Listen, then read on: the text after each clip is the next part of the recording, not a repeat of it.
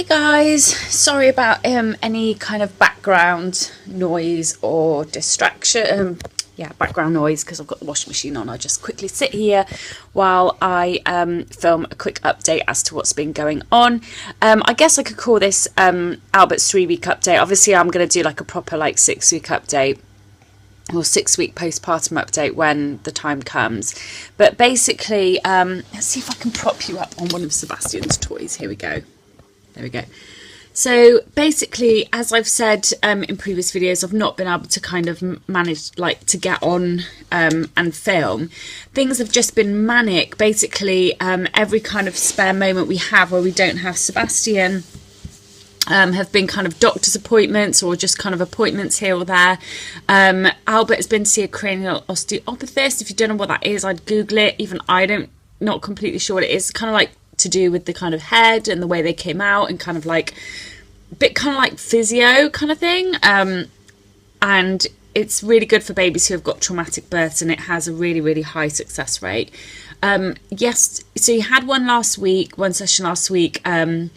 I didn't notice a massive difference, although I noticed a bit of a difference, but that could have just been my attitude towards everything. He was cluster feeding a lot in the evenings rather than screaming, but I think that was just because I was actually kind of relaxed myself, sitting down and actually feeding him. Whereas when he was screaming and crying, I'd be trying to feed him, then getting myself in a state. And anyway, he went for another session Tuesday, and since he's actually been quite calm and been okay.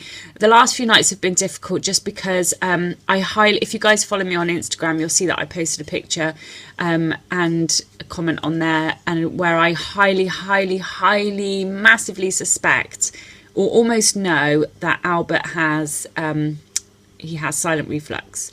So all the symptoms of silent reflux he displays, and those symptoms are things like excessive trumping at the other end rather than bringing up air. He kind of does this, he gargles, he's like kind of does this thing where he doesn't, you can see it's all coming back up and he's in a lot of pain. He'll feed off one boob, then suddenly start to scream or bob up and down and kind of again scream. He's never ever been sick, so I've never seen him posset or be sick or anything, and that's quite a classic kind of sign. And he just feeds frantically, and that's kind of their way of kind of relieving the pain of the acidity. Feeding, it's been going really well, and when I've been on the sort of Facebook pages, the kind of breastfeeding Facebook pages, and just advice from friends and stuff with children who have had similar issues, cutting out dairy has been the biggest thing that's helped them. And I was kind of doing my research to find out if it actually really did help or if it was just a myth. A few websites suggest it kind of could help, but it's not the main thing. But actually everyone that I know who's done it has had great success. So I've had to cut out dairy. I only just started this yesterday. And I went on some of the cow's milk and protein intolerance websites and some vegan websites, and there's actually loads of awesome things out in the market that are dairy free, which you wouldn't think of, such as Oreos and Hobnobs and Skittles, and there's loads of stuff out there that I can actually eat. And actually, I'm not a big cheese eater. I'm not a huge I think my issue might be kind of hidden dairy in kind of savoury foods, such as like lasagna creams and stuff like that. I might have to kind of make my own, but or just not have lasagna. I'll cook lasagna for everyone else, but not for me, which would be a bit sad. But other than that, I've not actually found it too difficult. So I've been having almond milk in my tea, and it's not really tasted massively different. So hopefully we should see a bit of a difference. And tomorrow morning I have a doctor's appointment, and I am going to push for ranitidine, and I'm not going to leave there unless they give it me. I am going to hold a gun to his head, a pretend one with mic like this, and I'll be like, you give me ranitidine, because I really, really want it for Albert. I'm 100% sure that this is what the issue is. But since the cranial osteopathy has been a little bit more sort of calmer in the evenings particularly, I've been expressing as well, so that I've been able to give Chris a bottle to give to him while I'm perhaps take a shower or whatever. Our biggest issue at the moment as well is Sebastian. He's really playing up, which we expected. He was fine for the first few weeks, and now he's starting to really play up.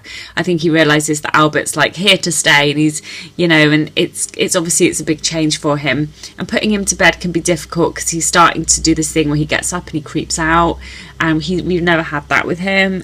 We have sometimes, but just not very often. And so that's been tough, but Chris has been doing that, and I've been trying to kind of, when Albert's calm and he's in the sling, I'll try and kind of do the bath time routine and put him to bed and stuff. So yeah, and it's been difficult for Chris, obviously, because even though he's not getting up in the night to do anything, he obviously still hears Albert crying, and so it's kind of making him really tired. So I've kind of ordered him to rest a bit more. Chris has a terrible habit of going to bed late as well. He has trouble sleeping, but he does have a bad habit of going to bed late. So I'm pushing on that as well to make sure he goes to bed a bit earlier. Postpartum wise for me, I'm doing pretty well. Like I said, feeding is going really well. It's going so much better than it was last time, and I kind of had hit a bit of frustration when people, obviously with this whole cutting out cow's milk thing, people are like, well, why don't you just put him on cow's milk, on formula, like lactose free formula? And I was like, that's to me like quite if I was struggling really badly to cut out dairy out my diet, or if I was struggling with feeding, then yeah, but I'm not struggling with feeding. I'm really enjoying it. It's so much easier at the moment, and cutting out dairy is no kind of big deal for me. I think if I was to give him formula, it would actually make his problems maybe worse. It did for Sebastian when I started giving him formula. And again, just given the fact that Albert's not been physically as healthy as Sebastian was, in that he's had the jaundice, he's had the hyperspalus issue, he's had that issue with his heart. I just feel like with all the live antibodies and stuff that I will have, I'd rather just keep giving him that. That's just my personal choice. So, you know, if I was really struggling like I was last time, then yeah. Mood-wise, I've been okay. I've had my up and down moments. I think it's a massive adjustment to having two. Obviously, Sebastian's in nursery 3 days a week, and if he wasn't, I think I'd really, really, really struggle. I'm not going to lie. Two children, two toddlers, two children under 2.5, under 3 is hard work. I mean, Sebastian's 2.5. I can't imagine having a child younger than Sebastian with a newborn. It's really hard. I've been in tears and cried my eyes out and totally lost my shit over the whole thing. When Sebastian's kicking off, or I need to walk the dog, or even just popping out to the shops and he's kicking off in the pram and the newborn's crying and screaming because they need feeding, and it's hard. It's really, really hard. And I've got a few friends who are expecting their second, who have younger children, and I think them seeing the way I've been at times has kind of scared them a little bit, I think, and I didn't mean to do that, but it's been really, really hard. They always say the adjustment from 1 to 2 is the hardest, so yeah, it's been really tough, and I think there's going to be a lot more hurdles along the way. As a newborn, it's kind of easier, but as he starts to move and get about, I think it is going to again get a bit more challenging. And we'll just take it day by day. That's kind of what I'm doing, taking it day by day, but I am enjoying it. And yeah, there's no sort of signs of any postpartum depression creeping up just yet. I've had my moments where I did think, should I go and see the doctor? But I think they're just like normal things that, you know, when a baby's crying and screaming, it's quite normal for you to feel like you're the only person in the world dealing with it. But I've really reached out, and so it's been okay. In terms of my physical well-being, everything seems to be back to normal. I did notice that my bruising down below, I do still feel a bit like I've been kicked by a horse down there. Things aren't completely as they should be, but I mean, we're only 3 weeks in, so hopefully by week 6 I should be a bit better. I think it's taken me a bit longer to heal this time than last time. Weight-wise, I still haven't, again, my weight hasn't gone up or anything. It hasn't changed from what it was before. I am worried that cutting out this dairy thing might make me lose weight. I'm quite prone to losing weight quite easily, especially with my gastroparesis, but hopefully it might actually help that.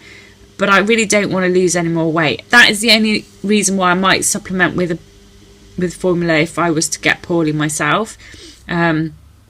but hopefully I should be okay. So that's just a quick update really. I've put up a sling video as well, just to give you something to watch. I really hope that I can kind of get more content up. I've really been thinking about the kind of direction of my channel, and because I haven't been doing cloth nappies this time round with Albert, he's actually really small for the nappies I have. Well, he's not small for the pre-folds or anything like that, they're fine, but the covers that I've got are a little bit big. So I might start doing some cloth at home, and I may, if you guys are still interested in seeing cloth nappy videos, I do, a lot of my old cloth nappy videos are a little bit out of date, so if you do want to see some, let me know, and I can still carry on putting cloth nappy videos up, because I'm more than happy to do a few more kind of updated series or updated videos on those. So I really am hoping to do some day in the lives as well once Chris kind of gets back to work and I've got Sebastian just with me, because Chris is a bit camera shy, although he has been in a couple of videos. He is a bit camera shy, he's not keen on being on videos. I would like to do some day in the life videos for you guys, just to see what it's like. I'll go ahead and just show you Albertina. I'm watching Made in Chelsea at the moment whilst trying to pump. Where is he? There he is. It's so cute. He's really sweet. He's been asleep for quite a while now. Kind of freaks me out when he's asleep for a long time, because at the moment he doesn't sleep for very long at all. But I'm going to go ahead and have my cup of tea, edit a video, and then probably try and like get him up and feed him, which I know they say you should never wake a sleeping baby, but I do think he needs feeding before I explode. So my boobs explode even. Anyway, guys, take care. We'll see you soon. Sorry this is a bit of a higgledy-piggledy video, but it's something. And hopefully, once we get ourselves back in order and once Albert's a little bit healthier and doing a bit better, we'll be able to do a few more exciting, nicer videos. Right, so I'll see you guys soon. Bye.